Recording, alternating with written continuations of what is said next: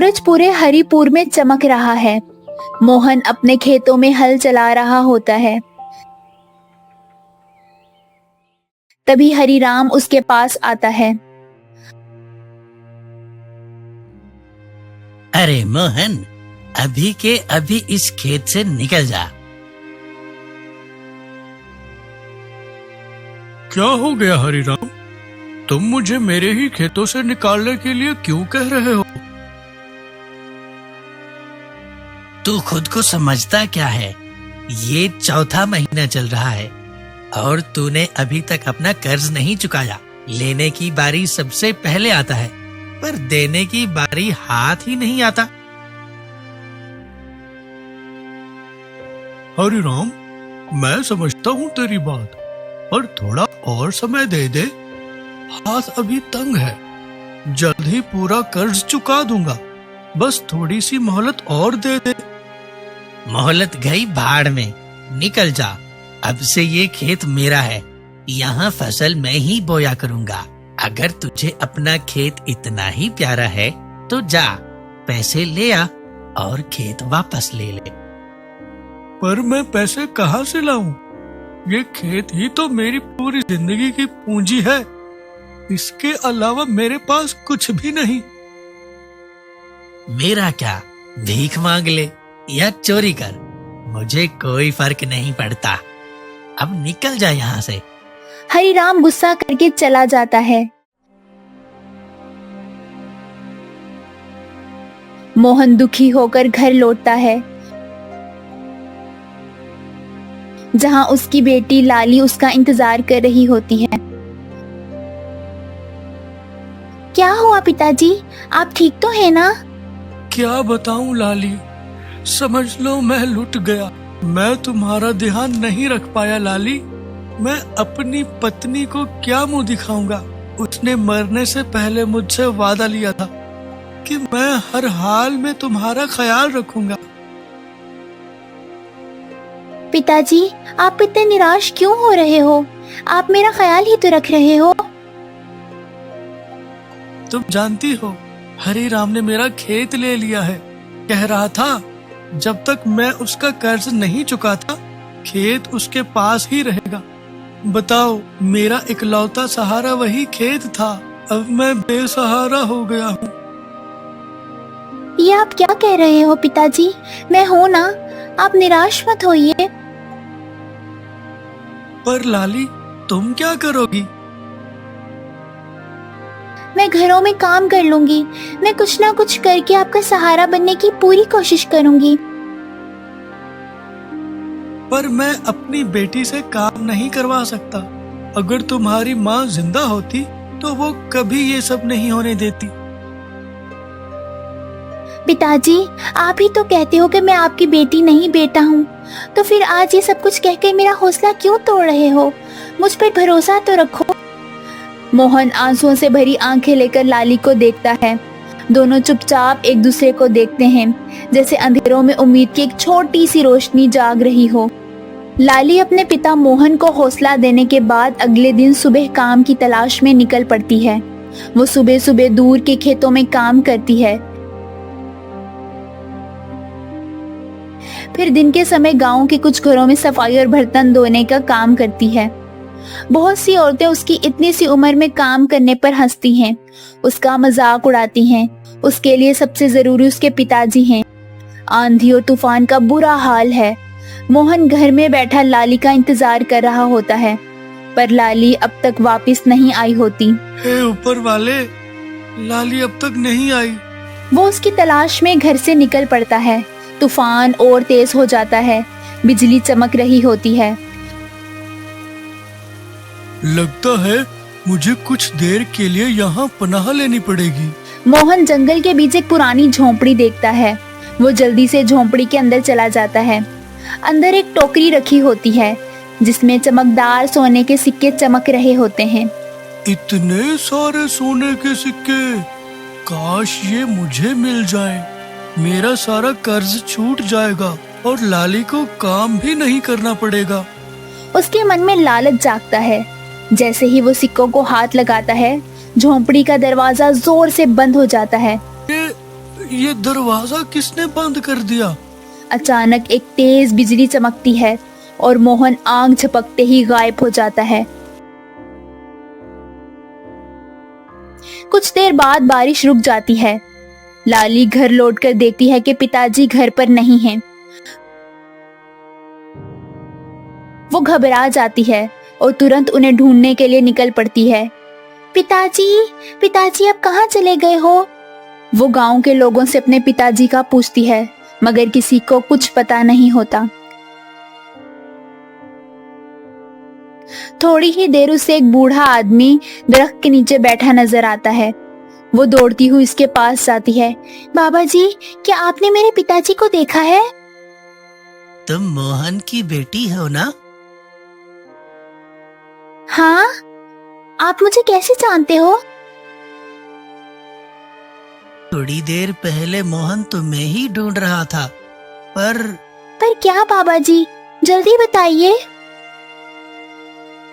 पर वो तूफान से बचने के लिए उसी झोपड़ी में चला गया। तो क्या पिताजी अभी उस झोपड़ी में है? मैं जाकर देखती हूँ। रुको बेटी, वो झोपड़ी आम झोपड़ी नहीं है। जो भी अंदर जाता है वापस नहीं आता। तुम्हारे पिता भी अभी तक वापस नहीं आए।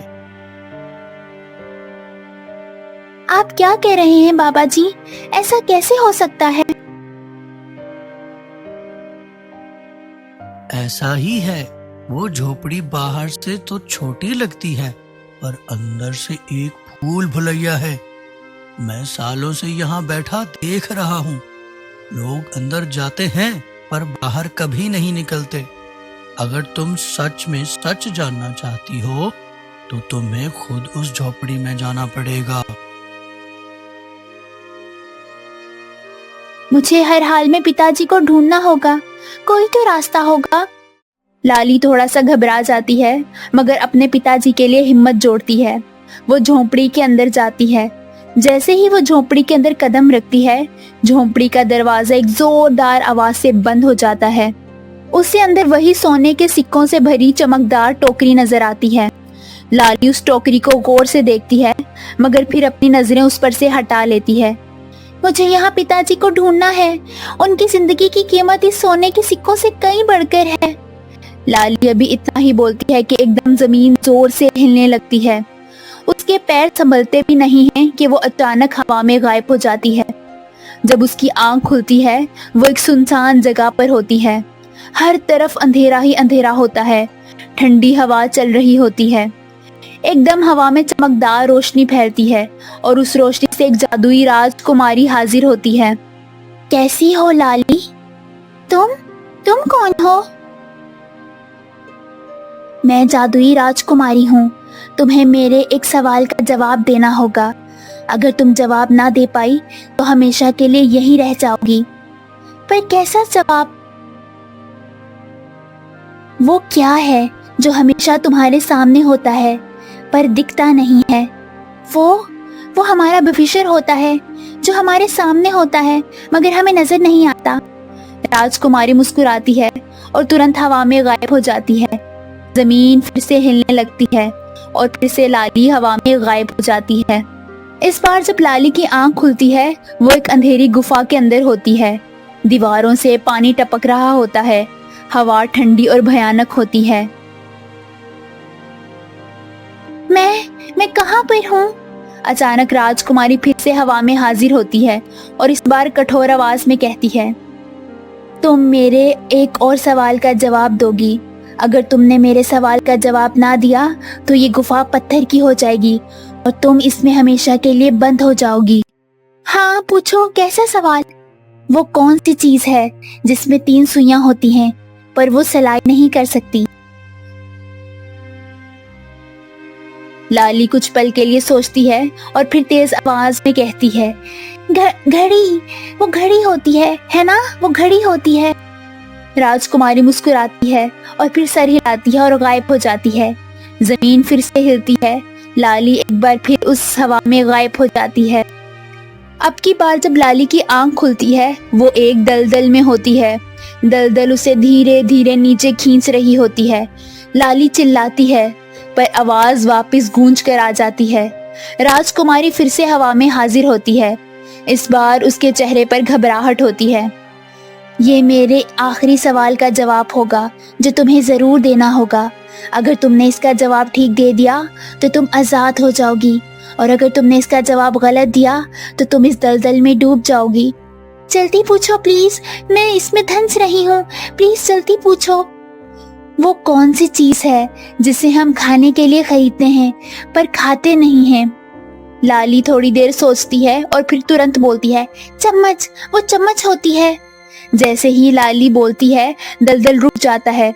लाली उससे बाहर निकल आती है। राजकुमारी उसके सामने आती है और मुस्कुराने लगती है। तुम बहुत दयालु हो लाली, तुम्हें सोने के सिक्कों की चमक ने लालच में नहीं डाला, जबकि जो भी इस झोंपड़ी में आता है वो इन सिक्कों को देखकर लालच में आ जाता है। मेरी एक विनती है, मेरे पिताजी भी यहाँ आए थे, कृपया करके उनको छोड़ दो, वो बहुत अच्छे आदमी हैं।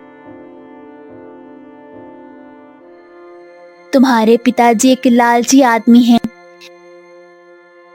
नहीं, वो लालची नहीं हैं, वो मजबूर थे, वो सब मेरे लिए करना चाहते थे। कृपया उन्हें छोड़ दो, मैं तुम्हारे आगे हाथ जोड़ती हूँ।